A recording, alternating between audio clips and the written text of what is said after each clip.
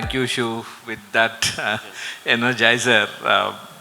Some serious plus some interesting discussion on how do you see, because you are building security at a group level, and the group, as we say, right from the port to even FMCG, so many different type of the companies basically, and building security for them right now and for the future as well, right?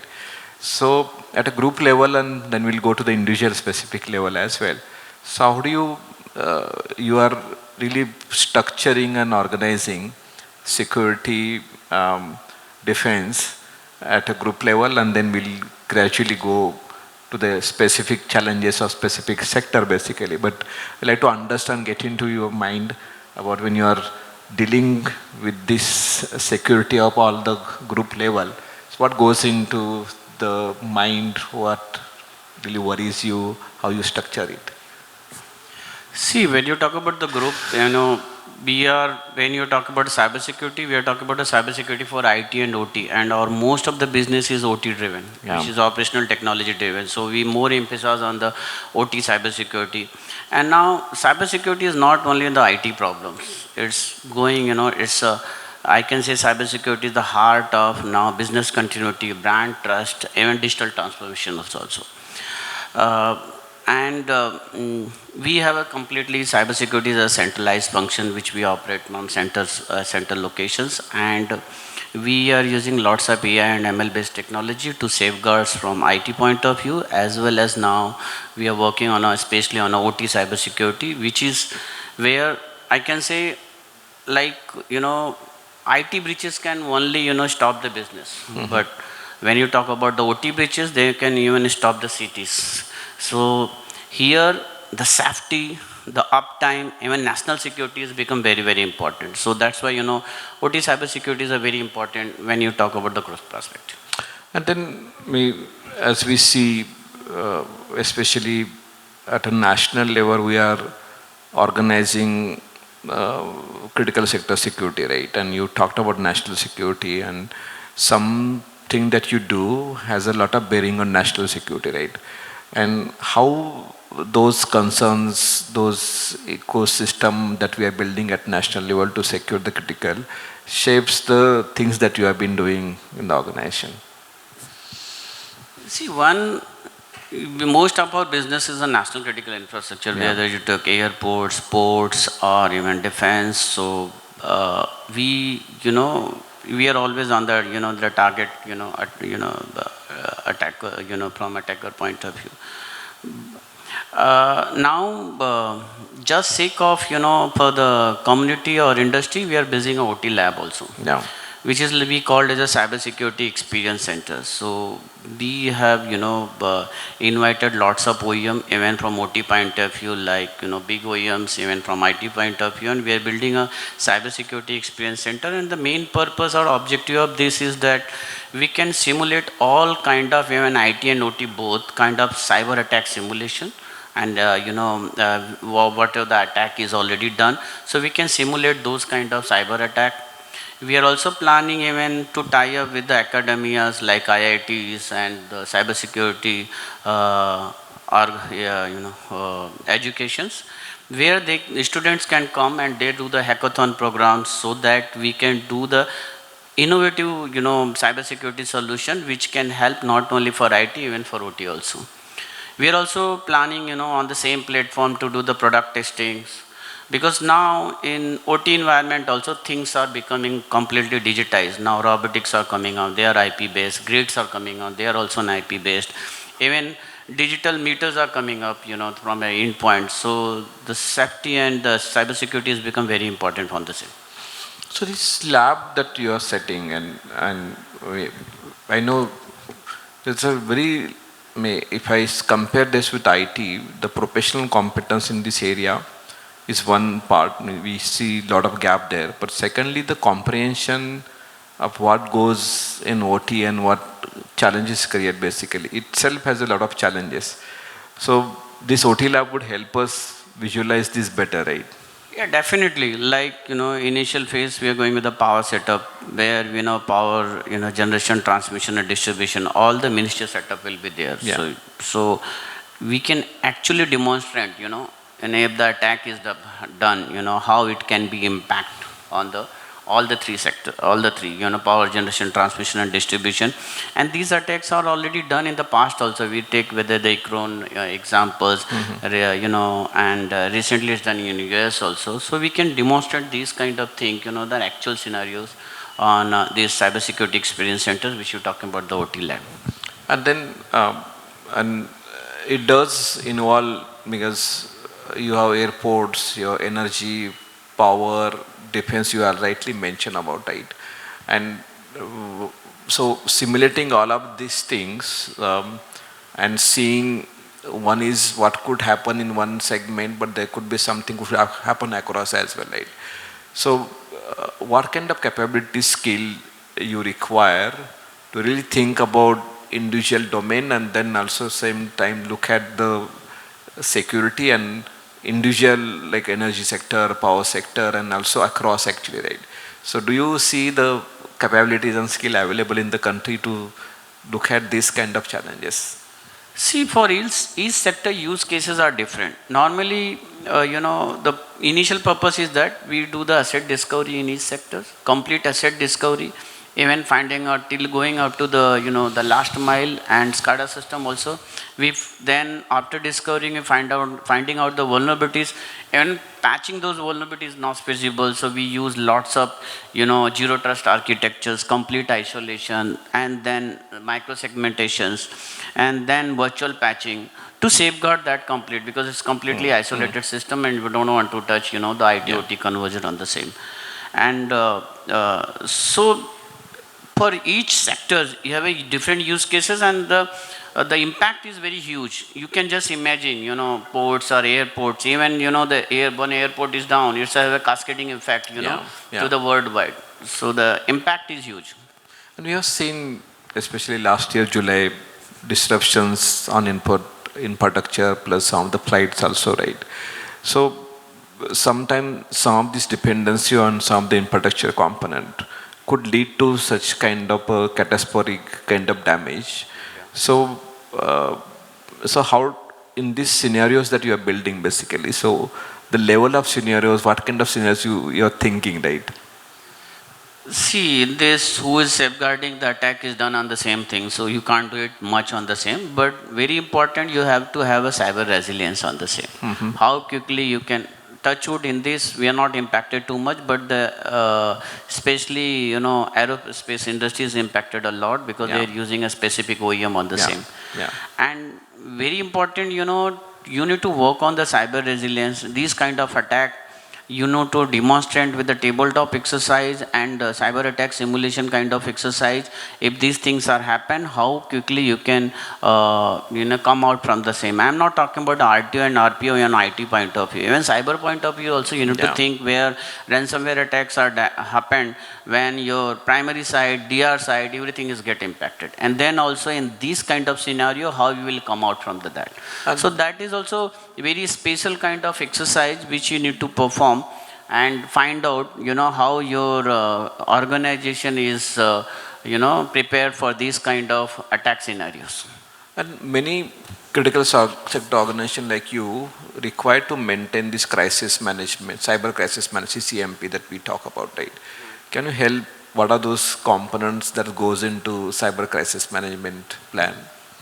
See, since when you talk about cyber crisis management, there are many components. One, we work on, completely on backup plan where we can't come down complete sandboxing backup and complete isolated environment where, if these things are done, how you can, quickly enables those isolated environment and given stipulated period of the time, which you have already mentioned with the organization like your RTO and RPO. Then we do the tabletop exercise. We also do BCP activity or DR activity on regular interval to when this kind of things is done, how you quickly you can recover from this crisis management. And So there are many factors. So these are the some important thing which is all about micro segmentation. You need to work on a different technologies, so that because most of the malware which is coming on, they are targeting on specific technologies only. So, despite all this investment, still something must be keeping So you nothing awake. is 100%. Yeah, so something must be keeping you awake, right? What are those scenarios that you think that is keeping you and many like somebody like you awake in the night? See, you have a stringent monitoring system, which is 24 into 7. You are monitoring from your SOC. You have a real-time threat intel feed from your systems, which anyway, you are taking from many sources, even from Government of India, Yeah, from yeah, private yeah. players also. And very important how you can quickly detect and reply the same. And that's why today we are using lots of AI technology. Now we are talking about AI in cyber and cyber in AI, and that's a total theme is there. So uh, in like complete SOC automation or threat hunting, finding out, network behavior anomaly detection, which, completely behavior based, whether it is network, user based, because these zero-day attacks or any abnormal behavior, you can find out only with the help of AI. So that's what, you can keep update yourself. But as I said, nothing is 100%. Yeah. So, so you talked about detection and response, and so in the language we talked about, there are so many different interdependencies, and detecting of that is one part of the problem. But you have to respond means you have to maneuver many things together, right? And that enforcement of so many things together and orchestrating that response in the complex environment like SCADA, how easy it is? It's still difficult for IT, but in the SCADA environment, OT environment, how difficult it is? See, it's only possible through automation. When you talk about a next-gen cybersecurity operations center, it is IT and OT for both. So your all log sources, whether you talk about, from application, from OT environment, from network devices, security devices, application, everything has to be integrated, and that has to be integrated with your, ticketing systems. That has to be integrated. So we are using lots of AI-based technologies, even for SOC analyst, which he can all the L1 and L2, he can immediately find out, where is the problem, what is the remediation step. So complete automation is there. Otherwise, being, such a large group, billions of, alerts are coming out every day. For human being, it is not possible. And then only on L3 and L4, that too analysis is already done through the system itself only, with the help of, the latest and automation and AI based technology. You need to, just validate that. I mean, doing some analytic on the same, and then quickly you can, respond the same. Complete cybersecurity scenario, how you are quickly responding, and especially on real time basis, that's become very, very important. Yeah, and so that's still happening right now, and you're trying to put it all together so that both detection and response becomes better, and we come out of situation early, and also limiting damage, possible damage, basically. But as we are talking about from now, basically, right, next 3 years, 5 years. So, is there any strategic blueprint that can be made for cybersecurity? And if that is, then what goes into that? See, it's all about everything. We are moving from reactive to, proactive, and proactive to predictive. Yeah. Complete, doing, all data. How you can predict yourself, what is going to be happen next.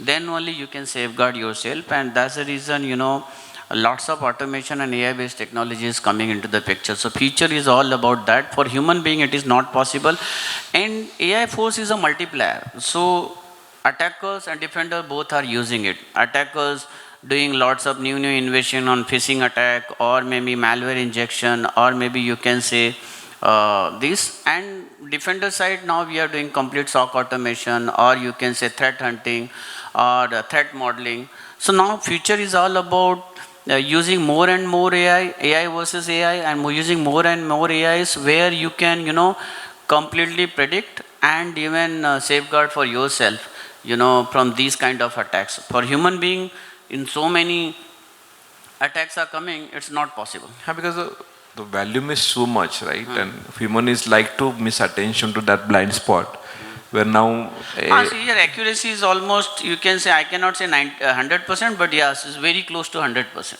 yeah, and so in a way it also preserves the resources to do something more analytical like L2, L3 you talked about. So, but getting skill at that level is not easy, right? So somebody which can really look at and really add value from the business prioritization risk perspective. So do you see, because large part of SOC until now is still a regular routine L1 job and very few of L2, L3, but now the role of L2, L3 will be quite significantly better because significantly bigger as well.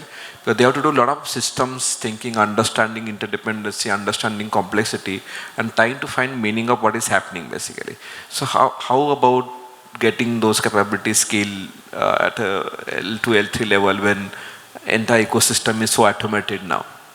See, anything which you talk about the scale level, automation is the key. You know, as I earlier said, you need to integrate your most of the systems and putting on the single platform where you will, like, OT, we are using discovering all the assets, then finding out the vulnerabilities, and then putting out the virtual patching. Everything is not possible. Similarly, in IT environment, all the logs which we are keeping, we are using an SIM technology. Top of that, we are using UBA, we are using NBAD, we are using, you name it, AI-based technology which can automatically detect. We are using triage, automatically integration of the incident management systems, and everything is reporting on the real-time basis. So most of the things is coming automatically on the system. Otherwise, it is not feasible. And then when you're talking about an L2 and L3, normally those analysis or forensic also real time done. So they are doing only deep dive to find out where exactly and what was the root cause. Yeah. So this is really good to understand how it goes at a the largest one of the largest group and working in different areas and largely in OT environment, right? So good to understand, but I have some, we have some time. Any question anybody has? Yeah, Vicky. Jai Hind, Shivkumar sir. My question is all about the OT. I am very interested to listen from your side the very important example you resolve in OT area. Is there a interesting question? Any specific use case we can talk about in cyber from OT? Ki this was a problem, and so that we understand ki problem goes like See, this. there are multiple examples. I am not giving the group perspectives, but recent attacks like Seattle airport and port both are down, and there was a ransomware attacks which is already in the the media also, and the complete port and airport both are down. There is an example in Australia where the port is down. It's have a cascading impact to the worldwide. Denmark, 22 power companies are down in a single time. Whole country is dark. So these impacts are huge, which is, that's why I'm concerned about the national security, safety, and uptime. These become very, very important compared when you're talking about IT, which is confidential, integrity, and availability, and related to the business only. So the safety matters a lot in this, and there is a tremendous ramification to the national and cascading impact as well. Right? And how it resolved? Means Yeah, the stages involved to resolve if such kind of incident is happened, everyone is impacted. So what are the stages to resolving? Is there a instrument tools available to resolve such kind of thing? Right? See, I'll see, there are multiple, steps, to resolve the same. One, cybersecurity and IT team is working. The second, you talk about how, manual systems are working in this. So you have a complete laid down process of manual system to coming out from the same, because nowadays everything is digitized. And now there is a second step, example, how you can break down, completely and come out from the same, the manual process. So it's a multiple thing which is involved in the same, the step wise. And it's management of with all the stakeholders, where ITs, your operation guys, your finance guys, or your media guys, everything is a coordinated effort which we do the regular tabletop exercise. But I don't want to disclose on this. Yeah. So there are certainly ways and science and capabilities and competence which are evolving to uh, take care of the one is to identify issues and take care of them in the kind of capability. So what we had seen in last 15-20 years in IT, I think science, techniques, practices, and competence for the OT is also evolving similarly, basically, right? We are still early stage, early time of that, but because it is critical sector, a lot of impetus and efforts being put together, basically, in which Adani Group has invested quite heavily to create this experience center, where all of us are getting real understanding of how things happen. I also visited that center when it was getting built. So it's also, it's not only using and trying to secure, it's also being used to create the competence in this field, right, Shiv Kumar? So we are also trying to look at the entire community also sees that they get experience, and also through that we develop the competence in the area of OT security, right? So that's the effort we put together. Any other question? Yeah. Can I somebody?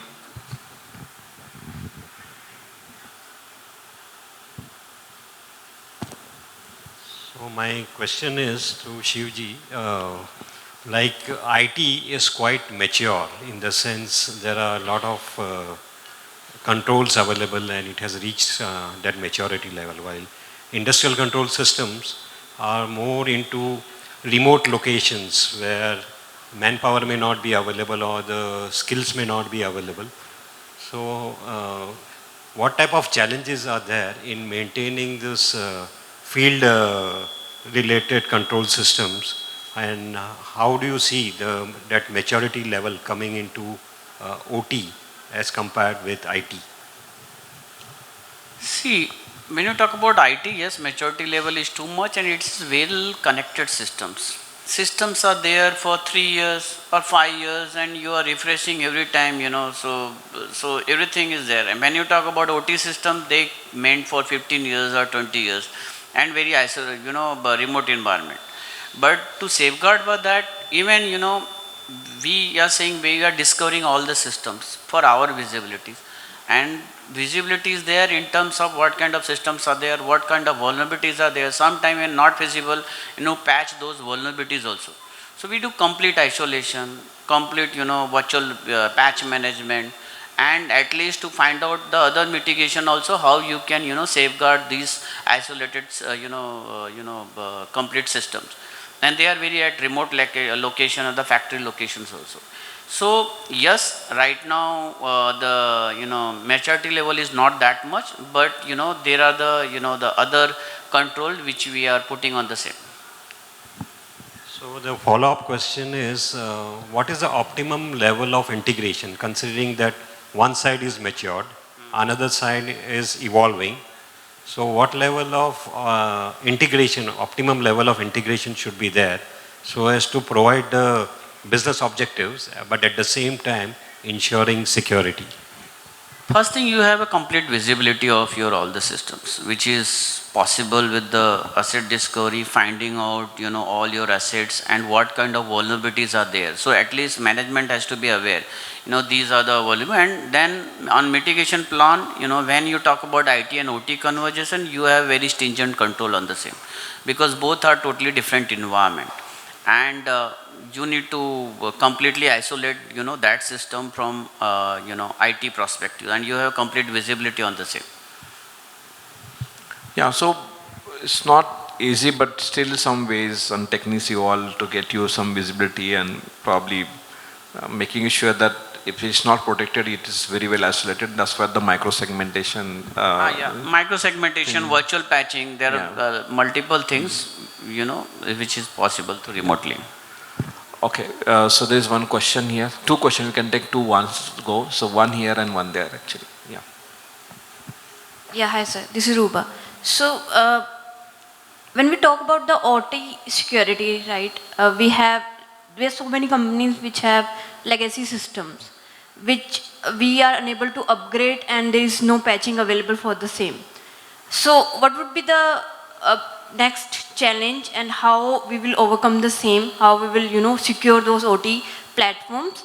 The first question, and the second question is, there is very less hybrid experts which actually, understand the OT thing, because most of the people are involved into the IT security.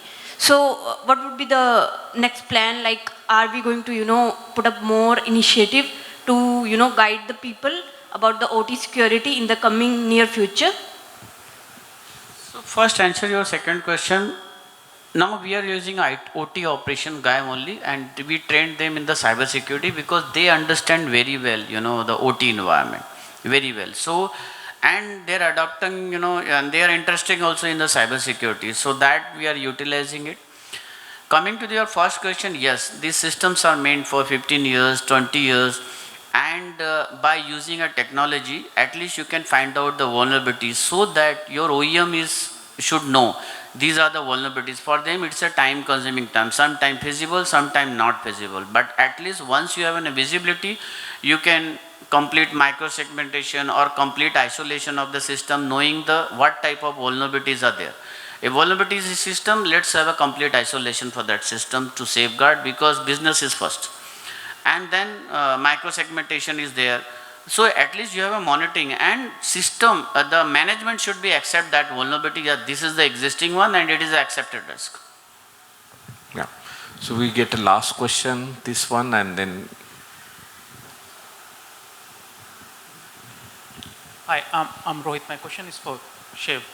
So we live in a fluidic world where geopolitical situations are changing every moment. So what's your view about the geopolitical influence on the future of cyber defense? I think it's very much when this kind of geopolitical tension that are there, most of the time it's a target attacks on national critical infrastructures, and any organization with the national significance has to be safeguarded, more stringently, and they have to be deployed more cybersecurity solutions, and they have a complete visibility also. I do not go in more depth, but yes, and when it is a state-sponsored attack or targeted attacks, even those attacks are very sophisticated. So you need to be more prepared. I can say maybe more than 100%. You need to be alert and prepared yourself. And then little bit physical proximity to border also adds Absolutely. to challenges, right? So many of the infrastructures near to border. But this was a useful critical interaction to start the day today. And thank you, Shiv, for being with us and dwelling into, because this is the area of OT security is not much awareness about it, and also not much professional competence available in it, but I think one way to solve is to get the OT people to understand cyber. Sometimes it's a little bit challenging to have our cyber people to understand OT challenges. So, and I think there are efforts which is to be built, but with the leadership of Adani Group and the lab that we are building, I think we'll see more such competences coming in the country, and all of us as a community will leverage from that actually. Yes. Thank you. Thank you for joining. Yeah. Thank you.